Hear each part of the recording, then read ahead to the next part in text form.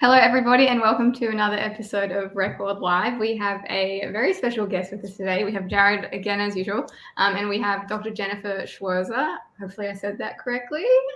We have a little bit of a mental health series going on for those who are new today. And yeah, I'm really excited to have Jennifer. I feel like every guest who comes on, Jared asked me to introduce, I say, I'm so excited, but I'm genuinely so excited to have you on. So,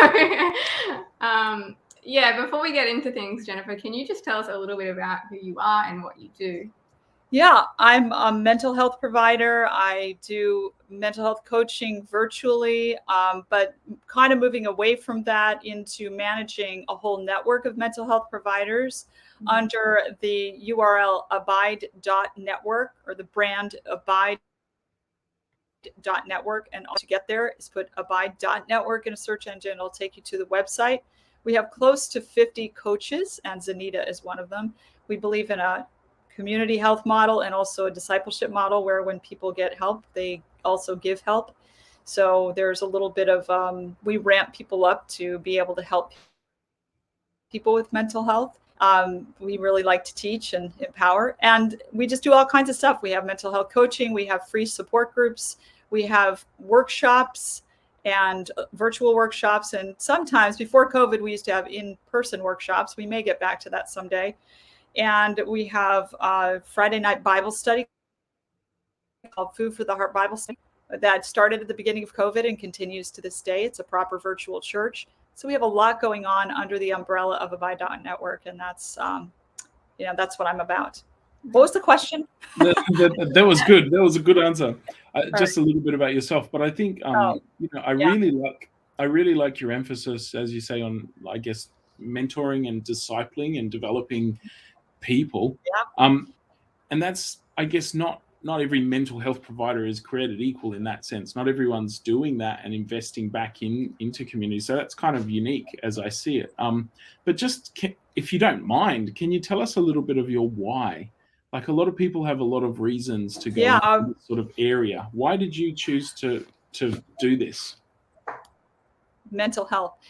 Because when I was in my early 30s, I developed clinical depression and could not find help anywhere. I wanted, of course, a therapist that believed in the Bible, because that's where I was at, and it's much easier to open up to someone who shares your worldview. But I couldn't find anything like that, even if it was a Christian therapist, much less a Seventh-day Adventist, because everything in those days was done in person. You just didn't do telephone therapy or counseling or coaching. Of course, the virtual and telephone world has opened up since then. And I think God impressed upon me to provide some kind of service where we could reach everybody in the world who wanted biblically grounded, scientifically informed therapy, counseling, coaching, harmonizes with an Adventist worldview. Now, we will take anyone. We never exclude any client at all. Anybody can come. I've had clients from other faiths. I've had clients that didn't believe in God, etc. But we offer a niche product to a niche market, and that is that Adventists need mental health providers and need ways that they can obtain help. Virtual is the way to do it if you want to reach everyone in the world, and it has really hit a sweet spot. Like, we have intakes every day pretty much at this point. We have almost 50 coaches and counselors providing services, and it continues to grow. That's my why. I needed help and I couldn't find it. And I thought, wow, I think often we minister out our lack, out of our losses. Yeah. And so God has been able to do just that. So good. And I love what you're doing. I've seen it help so many people. As well as running Abide, you're also a musician and you're also a writer. And one of the topics, the topic we are talking about today is joy. And I think it's correct me if I'm wrong, but your latest book is 13 Weeks to Joy. Is that correct? Yeah. Joy. Awesome. Yeah. Do you have any other hidden secret talents before we move on? Well, I did do music for a number of years, but I have had health issues that have affected my voice, and I've decided not to do it professionally. I still dabble and love it. I was a chef for a long time in a vegan restaurant in both New York City and in Philadelphia. And I have a real knack for that. I can cook with blindfolded with my hands tied behind my back practically. There you go. It's very in terms of all the food prep I've done. What's that? You're a woman of many talents. Yeah. but I don't do it very much now. So just for my poor husband. Well, before we get into things, since we're tackling the topic of joy, I feel like a lot of people struggle to differentiate between like joy and happiness. And when we see it in the Bible, joy is often paired with struggle and trial, and it is a bit uncomfortable when we look at joy in that way. Can we start by just defining joy? Like, what is it and what is it not? Yeah, I think by kind of the definition you're alluding to, happiness is contingent upon circumstance. Joy can be experienced in spite of circumstances, and sometimes it can be actually sort of kindled in bad circumstances. So one of the things I say is we should expand the context in which we can experience joy.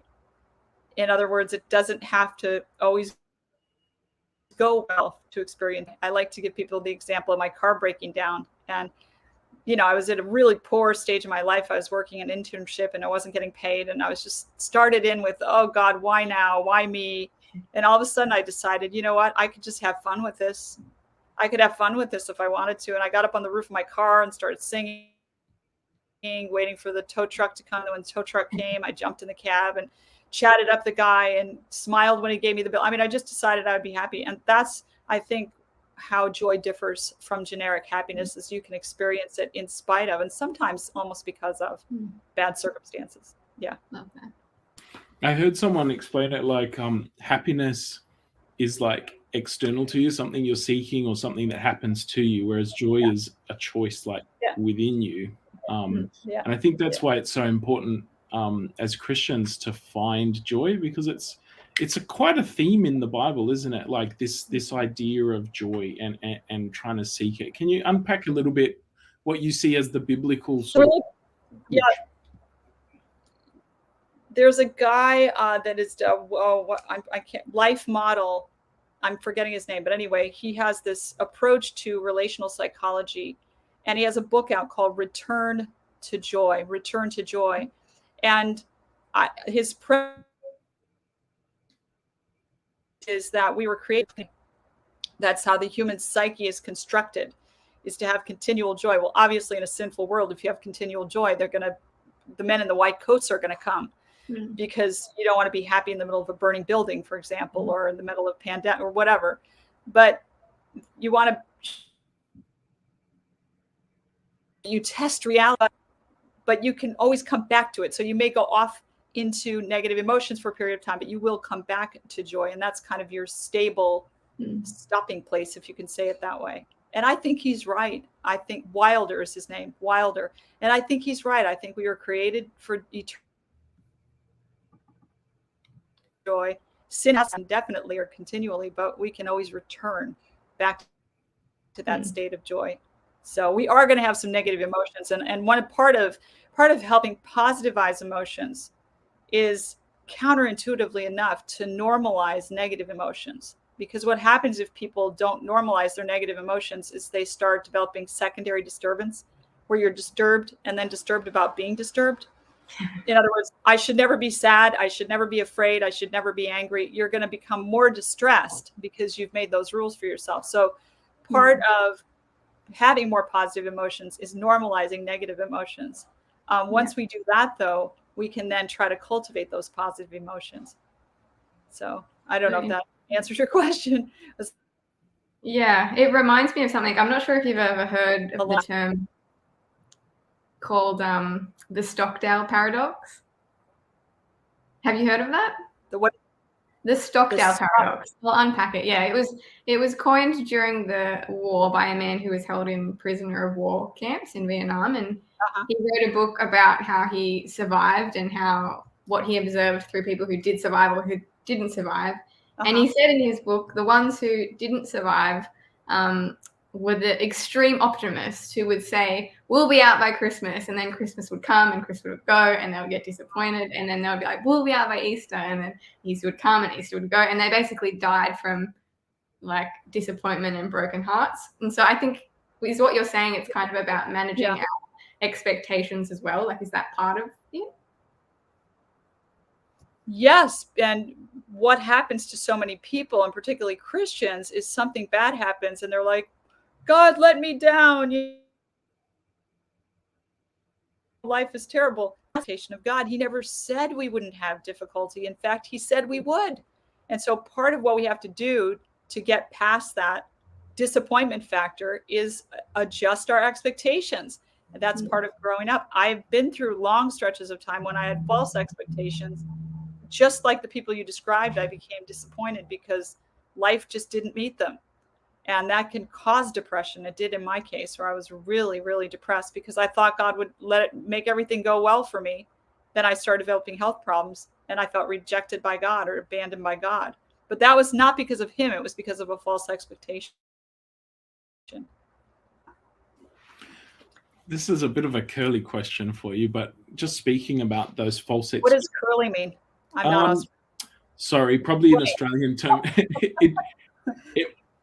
It could be difficult to answer potentially. Okay. But in what ways does our faith sometimes set us up for those unrealistic expectations of God? Like, do you see any systemic things in our belief system as Adventists or just generally as Christians that give us difficulty in the mental health space? Because I think we need to tackle and engage with some of those challenges.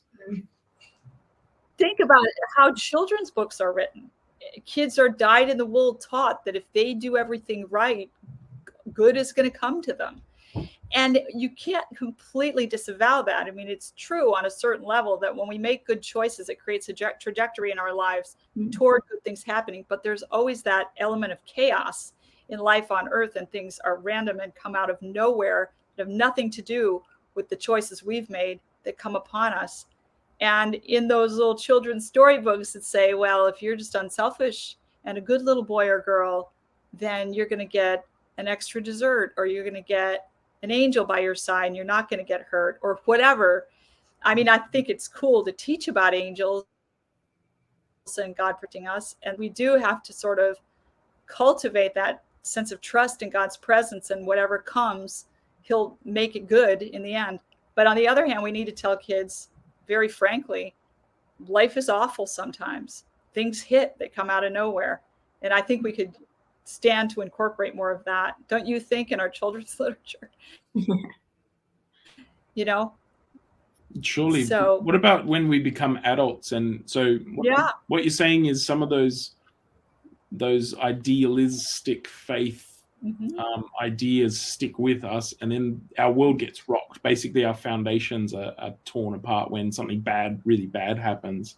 Are there any ways that adults have the same things given to them, though, as children do? Like, you know, if we come to faith later. Well, we talk about, when we talk about the prosperity gospel, and God will give you all this prosperity. He's going to bless you, and you're going to have basically heaven on earth.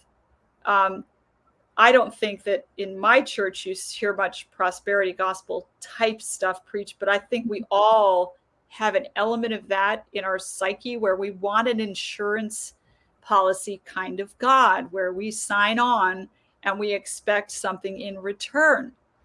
And when you look at scripture, like Paul said, the whole goal of his life was to know Jesus and the power of resurrection. If it ended there, you'd think, okay, that's a great insurance policy. Sign on with Jesus and the power. But then it goes on, it says, and the fellowship of his sufferings, being made conformable to his death. So where the gospel ultimately leads us is to where we would rather be with Jesus in suffering than free from suffering and apart from him. And if you think about it, if your whole goal in life is to be free from suffering, you're eventually going to just become a drug addict, and you're going to bring more, or whatever, some way of numbing pain, because there's no way, no one on earth, believer, unbeliever, lives a life free of suffering. It just doesn't happen. Sooner or later, if you have that expectation, you're going to want to numb that suffering out. And so you're going to end up in a very bad place. So, yeah. I guess on that, does our view of God affect our ability to experience joy as well? I think so. I think if we interpret the negative experiences as God not loving us or God blessing or something along those lines, then we're going to have a really rough time and it's going to impact us psychologically. In fact, there's research to that effect by a woman named Tanya Luhrmann, who studied the way people pray related to mental health outcomes. And she discovered that when people prayed from a place of believing that God was punishing them through misfortune, holding blessings from them, that the more they prayed, the more unhealthy they got. But when people prayed from a place of believing that God was generous and kind and loving to them, then the more they prayed, the better they got. So there's it's almost like don't pray until your God concept is right. And that's why we need preaching. We need preaching about the character of God, because if not, we can end up with a bunch of very religious people that are extremely unhappy. So let's start thinking about joy. Some people we see as joyous, like we meet someone and we're like, wow, that person has a lot of joy in their life. But some people are just a little bit like Eeyore from Winnie the Pooh, they're a bit wet blanket, sort of, a bit of a downer on the party. And it's like, oh, that person, and we tend to attribute it to their personality or just even genetics, that's just how they are. But is there hope for those who are a bit less obviously joyous? Like, how do we start to bring joy into our lives? Is it a choice that we can make? Is it something that we can, or are we cursed with just genetics and upbringing and stuff to be stuck in that space? I love the question. There is that genetic element. There are some people that are just natural optimists. My husband is one of them. He always thinks he's getting better and younger and healthier. And the reality is that he's over 25 and everybody over 25 is on a trajectory downhill. And so, but he's just eternally optimistic. That's just how he is. So it's a temperament thing. I'm the opposite end of the spectrum. I'm the Eeyore guy. And so your question was, is there hope for the melancholic ones among us? And the answer is absolutely yes. Okay, let me about my journey. So back when I was trying to find counseling because I was experiencing what I now understand to be clinical depression, I was really a negative person. And the more I felt negative, the more I believed that everything was terrible and awful. And the more I believed that everything was terrible and awful, the more I felt that everything was terrible and awful. This downward spiral, we call that emotional reasoning, when you look at your emotions as evidence of what's true. And I didn't understand what I was doing. And it was when I finally studied psychology that I saw what I was doing and was able to correct it. And specifically cognitive behavioral therapy, where a person addresses their thought life and says, what am I thinking? And how is my thinking affecting the way I'm feeling? So I learned how to manage my thought life and to say sometimes my emotions are lying to me. It's just not true that there's no hope, or it's not true that no one loves me, or it's not true that I'm guilty and ashamed and I should die. I would think these extreme things because I felt extreme. So I learned how to manage my thought life, and I noticed that my mood lifted. And since then, I've been trying to help other people with the same thing. So there is definitely, like, I went from a person who was pretty chronically depressed and definitely chronically negative. And here's a little kind of a subplot, and that is that at the time I was really deep in the music scene, writing a lot of songs, producing, recording albums, and I got a lot of great songs out of the melancholy, the melancholic artist stereotype. So I was a bit afraid of actually getting better. I thought I would lose my creative edge. Not true. Actually, I think that my study, the creative people that tend to produce a lot of great work they're not clinical. They're not, the depressed creative people that tend to produce a lot of great work aren't clinical. When they get to the point where they're really, really sick, they stop being creative. So it may be that melancholic genetic that does set you up for being a little creative, But out of control depression definitely doesn't help the situation. And managing the depression doesn't kill your creativity. So that's a little bit of a subtext, but long story short, I did get better. And I am better now. Like my default, talk about returning to joy, my default is happy. Most of the time I'm happy. I still feel very deeply, particularly when interpersonal things happen or relationships get stressed out. I probably feel a little deeper than the average person and can get a little derailed by things emotionally and lose sleep and stuff. But I always return now back to home base, which for me is joy. It didn't used to be that way. It used to be that way. So can you change? Yes, you most certainly can. Most certainly can. Yeah, that's so interesting. It makes sense when you're talking about the musicians, because I think people who struggle with mental health issues, they tend to lose their motivation a lot. And so to be able to create in that mindset would be really difficult. I think when I usually think of what do I do to feel more joy or experience more joy, I think of like, I'll go spend time with people, I'll go to the ocean and gaze at it. But you're saying it's more about your thought life? Yes. Well, I do think it's choices you make too. And I think it's very important to engage in self-care if you want your mood to be solid. You want mood level. You need to self-care. That means get exercise, eat healthy, prepare really healthy food, shop for healthy food, make sure to take care of your social needs. Don't expect to just be happy out of nowhere. We're adults now and we need to take care of ourselves. Our mommies did it for the first 18 years of our lives, but now we need to be like, okay, what do I do? What do I do to make myself happy? I'll tell you what I did. I live in Orlando, Florida. It's 100 today and my air conditioning is broken. So it's super hot down here and it's really hard to get exercise when it's that hot. I put a pool in my backyard. My neighbor had an above ground pool that they gave to me, and it cost me a lot of money to get it all set up. It was a sacrifice, but I needed that opportunity to exercise and cool off. And I did it. And every time I swim, I thank God that I did that. And I thank myself that I did that. So we need to also make really positive choices. That was your question, is like, is it just control your thought life or is it get out there? That's why by the cognitive behavioral therapy. So it's not just thinking differently, it's functioning differently. Yeah.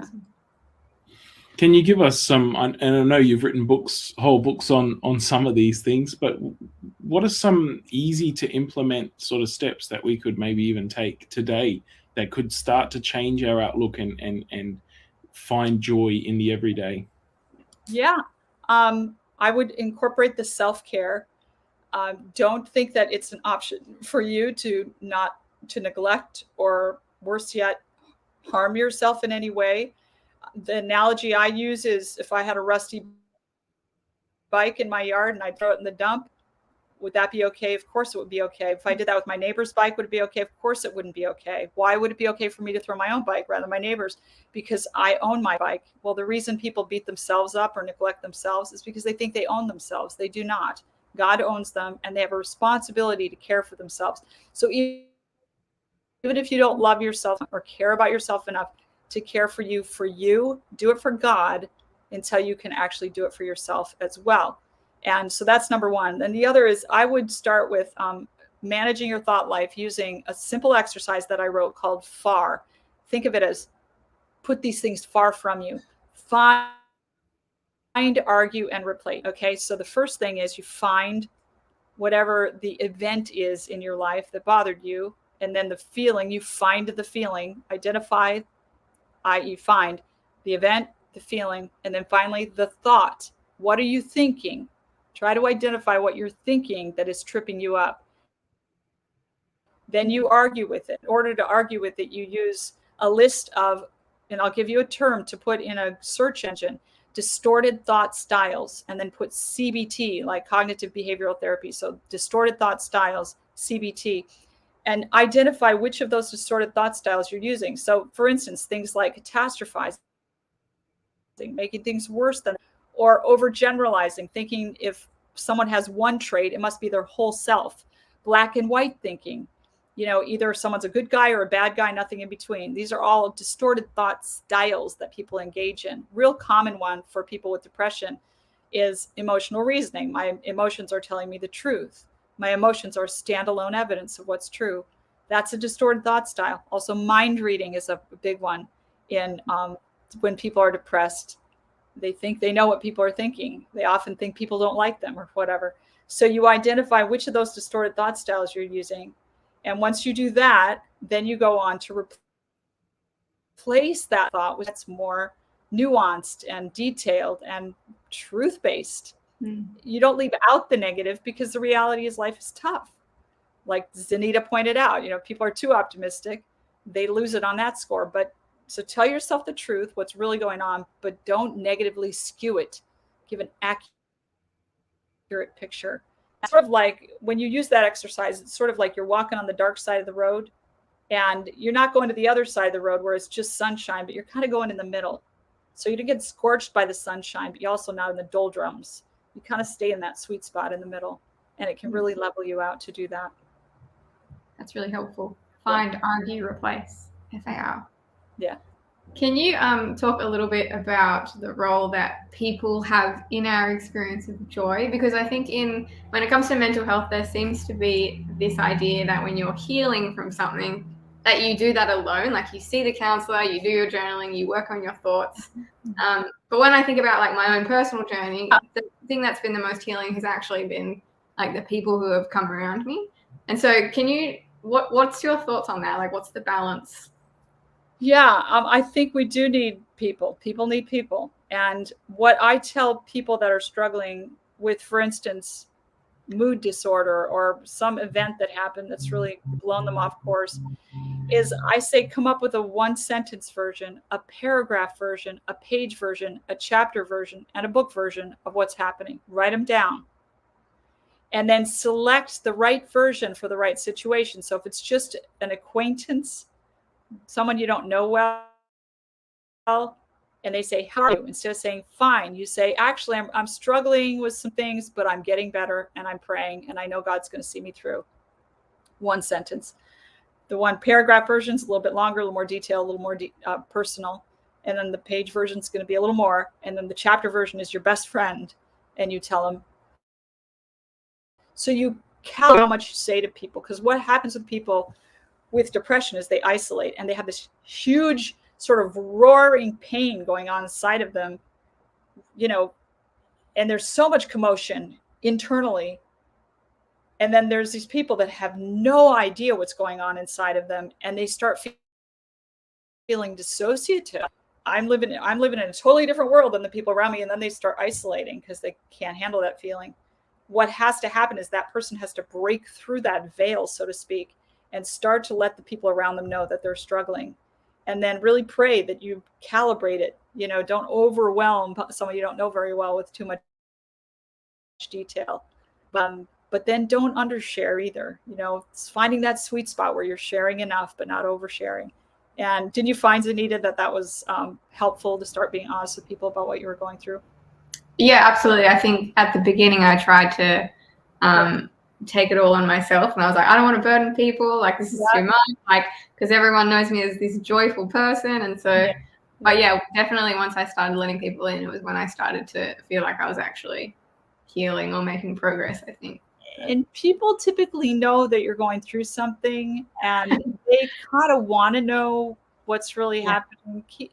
I mean, most people, well, not everyone, there's some there, but most people, if someone is honest with them about a struggle, they're going to be sensitive. They may not know what to say. They may say something awkward, but they care.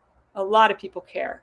Take advantage of that. Give them a chance to serve. Jesus asked for water, It's not always about you giving to them. Sometimes it's about giving them a chance to.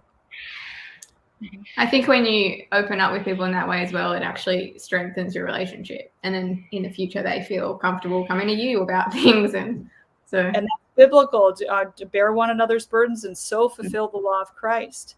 It's like Velcro. You got to open Velcro up to get it to attach.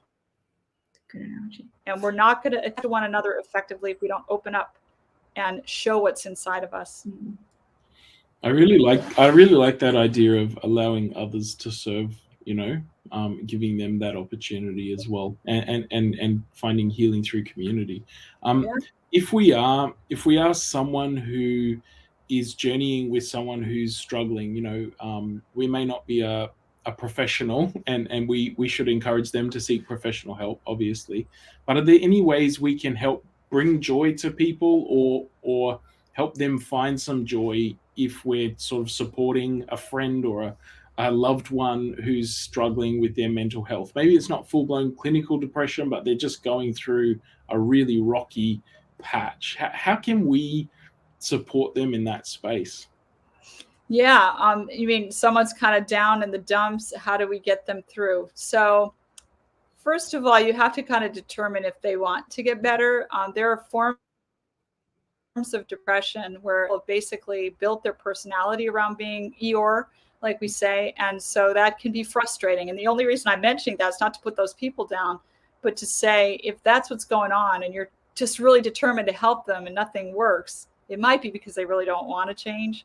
They get secondary benefits somehow out of being down. Maybe they love it, people care about them and come around them and minister to them, and that feels good to them. A lot of times people have attachment issues in their history where they weren't given enough attention maybe as children, and then they use these attention-seeking behaviors, and that can be one of them. So you have to determine that first. Do they really want help?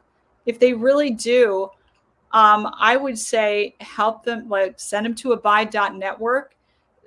They don't have to necessarily spend a fortune, but they may want to get some mental health services, either from Abide or somewhere else, to remove the stigma.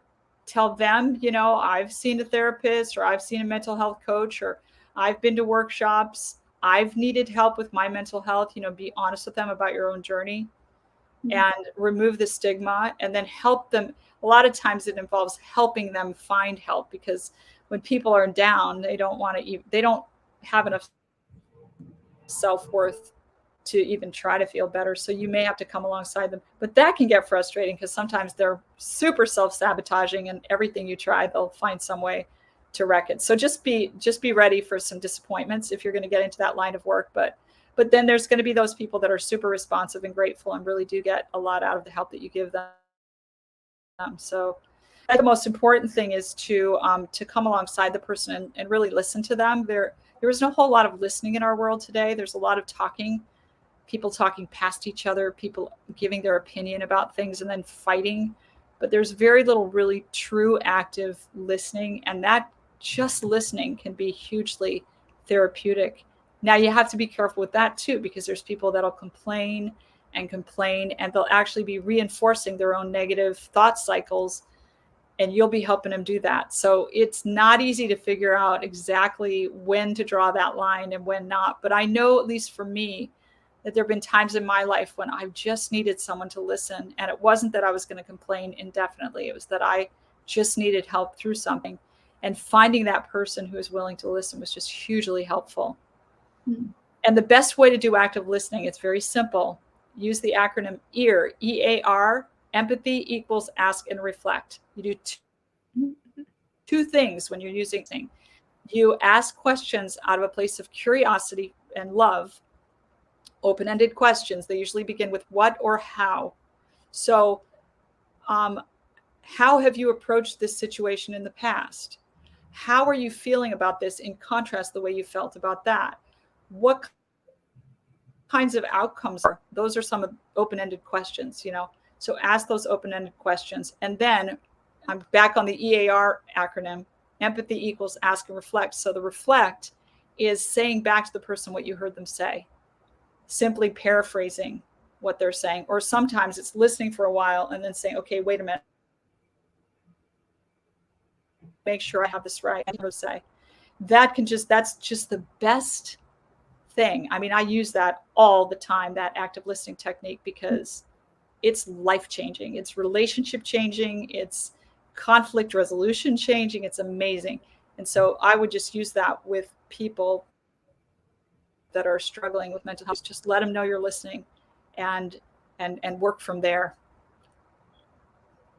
Amazing. That's so good. There seems to be, I think, especially after the last few years with COVID and everything else that's been happening in the world, there seems to be an explosion of depression and anxiety and loneliness And there also seems to be a lot more, like more and more education and help available these days. But I think from what I've seen, there still seems to be like a struggle. Like, what do you think is getting in the way of us actually doing things that bring us joy or being proactive about our mental health?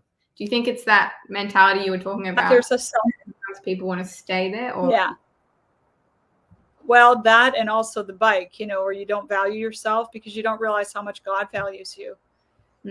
There's a self-respect that comes with the gospel when you realize that Jesus would have died if it was only you. That's how much he valued you. And you really sort of savor the truths of the gospel, that you can actually start to say, well, then I'm honoring God by caring for myself, aren't I?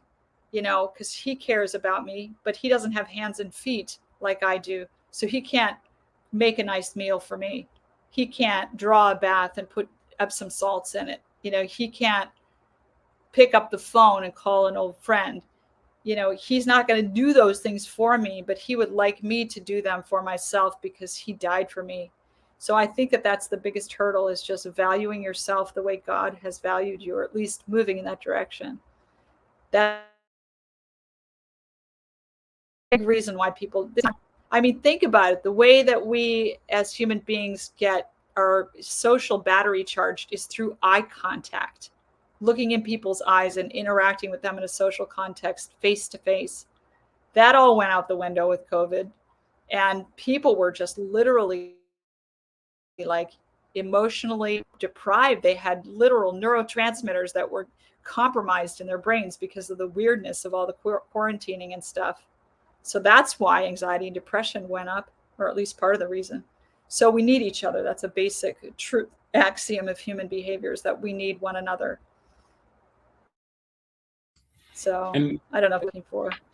The church is a great, place to connect and to form relationships, healthy relationships and otherwise. But often the church has had a stigma around mental health, some of the psychology of it and stuff, particularly the Adventist church I'm thinking of, because that's the context that I know best. But we need to, I feel like as a church, in some ways, we need to dismantle some of those myths, or give people permission to seek help, because there seems to be some blockage. We're talking about blockages to help. And I think one thing that possibly believing psychologists like yourself can do is to break down some of those myths and give church members permission to do something in a scientific space, not just to pray and hope that it'll get better, or to spend time with our church family and think that it will magically heal some of the illnesses that we have. Can you speak to that just a little?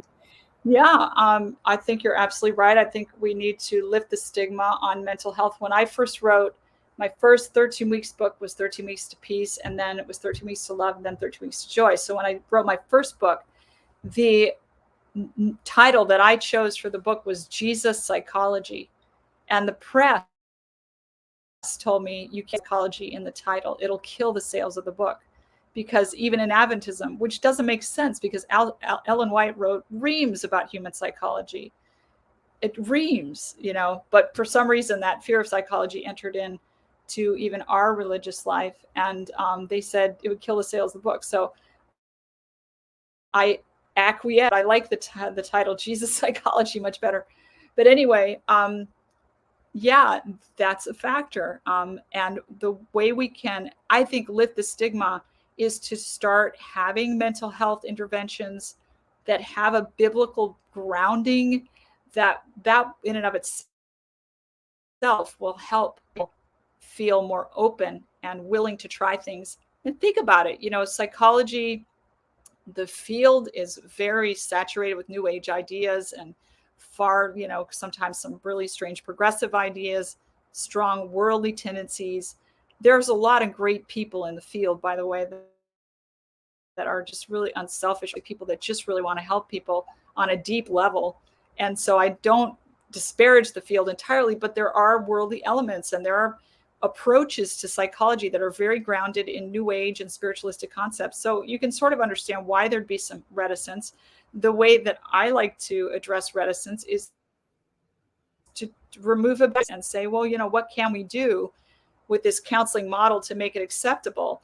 And you can make it acceptable if you offer coaching. Mental health coaching is what we do through Abide. If you offer it and you say that it's got biblical foundations, and it does have biblical foundations because everyone is a believer. And that a lot of barriers. There have been a lot of people that you would call conservatives that have come to us for help. But I'll give you another example. The Lord led me. I live right down the road from Neville Peter, and I know he has toured there in Australia. He's a wonderful singer-songwriter, and I literally ride my bike to his house. And the Lord had worked with him on a project called Jesus Meditations. And by the grace of God, I was able to raise the money to work with him in creating 120 sound files where I start out with the devotional and then he sings the scripture song. And the whole thing begins with a deep breathing exercise where I get people to do deep, slow breathing, which has been shown to help calm the nervous system and open up certain systems in the brain. It's tremendously helpful. I knew that using the word meditation would be off-putting to some people, but that's why I called it Jesus Meditations. And it's very biblical because he does a scripture song. And I explained to people why the breathing is so important and the physiologic reasons behind it. And I have found for the most part, because I answer the objections calmly and patiently sometimes, I find that people are really open and blessed by it. And we've had tremendous reception among people using those Jesus meditations. So there's ways that you can share some of the things that you would get from a secular therapist that are helpful things that Christians will embrace and feel safe with. You want to try to help people feel safe. Does that make sense? Yeah, absolutely. I did the Jesus meditations and found it really helpful as well. Yeah. We are running out of time, and I know it's a bit later for you over there. I think one of the things that I'm wondering, though, is we often think that being able to tap into joy or self-care is something we do when we're spent or when trial comes along. And you've given lots of practical advice as to what we can do when we're suffering. But I guess to finish up, can you give some practical advice for those who are actually doing really well, but how they can experience or implement some of that so that when it comes, they're a bit more equipped? That's really good. Make sure you build a really healthy social circle and that you have people you can trust, that you can turn to help you through things. Cultivate your relationship with God. It doesn't have to be heavy or exhausting or excruciating in any way. Just have some quiet time every day. You can do it creatively. I walk out to my lake. I live on a lake, and I sit on my pier and talk to Jesus while I'm watching the ducks. I'm not the type to go in a corner in my house, fold my hands and close my eyes. I just have to be looking at nature. And I think God respects that. We worship him, but find a way to commune with God on a regular basis so that your relationship with him is solid. You feel connected to him. You know that you're connected to him.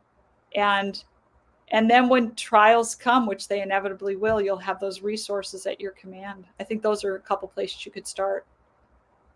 Amazing. Awesome. Yeah. Well, if people want to know more about you and what you're doing, where can they find you? Just go to abide.network. You can contact me through that. You can find me. I always tell people I'll be the first one they catch in the time of trouble because I'm all over the web. That's a good name. But you can look up jenniferjill.org. That's my personal website, or you can just go to abide.network. And I'm on Twitter and Instagram, TikTok. I started a TikTok account, which is kind of a stretch for me, but and Facebook. I'm all over the place. Excellent. Well, thanks so much, Dr. Jennifer. I'll put you on my. Sorry, go ahead. You're saying. I was just going to say, if people send me their email, I'll be able to put them on my email list too. Great. Then you'll never escape me. We will put some of those links in the comments as well, so people can refer back to them as well. Hey, we really appreciate you being here with us today. I know it sounds like you've got a lot going on, but it's also, a real privilege to spend some time with you today. What we've been doing for our guests recently, Adventist Record has released a book I know it's going to be international shipping, but we'll try and get one of these out to you. It's on the parables of Jesus living in his kingdom. That's so nice. Living Kingdom book. We'll get one of those out to you just as a small thank you and a token of our appreciation for you joining us today. But yeah, really appreciate, and may God continue to bless the work that you're doing, which is really important for people's mental health and well-being. Yeah, thank you so much, Jennifer. I love what you're doing. You too.